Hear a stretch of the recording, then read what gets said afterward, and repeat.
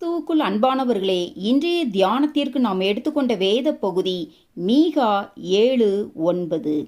நான் கர்த்தருக்கு விரோதமாக பாவம் செய்தேன்.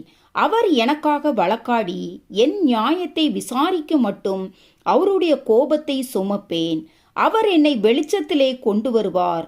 அவருடைய நீதியை பார்ப்பேன். மீகா தீர்க்கதரிசி தேவனுடைய இரக்கத்தையும் தேவனுடைய தண்டனையையும் பற்றி மீகா புஸ்தகத்தில் சொல்லுவதை நாம் பார்க்க முடியும். இன்றைக்கு அநேகர் தங்களுடைய வாழ்க்கையில் தேவனுடைய தண்டனை அனுமதிக்கப்படும் போது சோர்ந்து போகிறார்கள் அல்லது தேவன் பேரில் கோபம் கொள்ளுகிறார்கள். ஆனால் தேவன் காரணமில்லாமல் ஒருபோதும் நம்மை தண்டிக்க மாட்டார். ஆகவேதான் தேவன் தம்முடைய மக்களை சீர்படுத்தவே சிட்சிக்கிறார் என்றும், தேவனுடைய சிச்சையானது நாம் அவருடைய பிள்ளையாக இருக்கிறோம் என்பதற்கு அடையாளமாக இருக்கிறது என்றும் வேதம் சொல்லுகிறது. எனவே நாம் சோர்ந்து போக வேண்டிய அவசியமில்லை.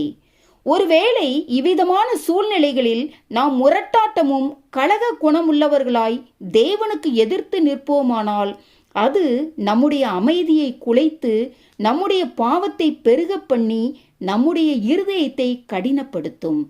ஆனால் இவ்விதமான சூழ்நிலையிலும் என் நியாயத்தை விசாரிக்க மட்டும் அவருடைய கோபத்தை சுமப்பேன் என்று ஒப்பு கொடுப்போமானால் அது நம்முடைய ஆவிக்குரிய அமைதியை காத்து கொள்ளும்.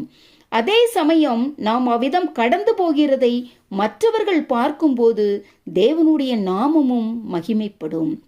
மேலும் அவர் என்னை வெளிச்சத்திலே கொண்டு வருவார், அவருடைய நீதியை பார்ப்பேன் என்று ஒப்பு கொடுத்தல் தண்டனைக்கு ஒப்பு கொடுப்பதாக மாத்திரமல்ல, அது நம்பிக்கையோடு ஒப்பு கொடுக்கிறதாய் இருக்கிறது.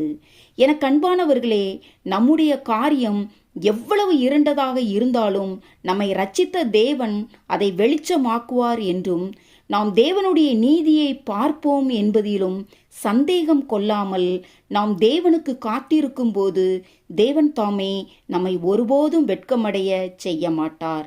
ஆமேன். அல்லேலூயா.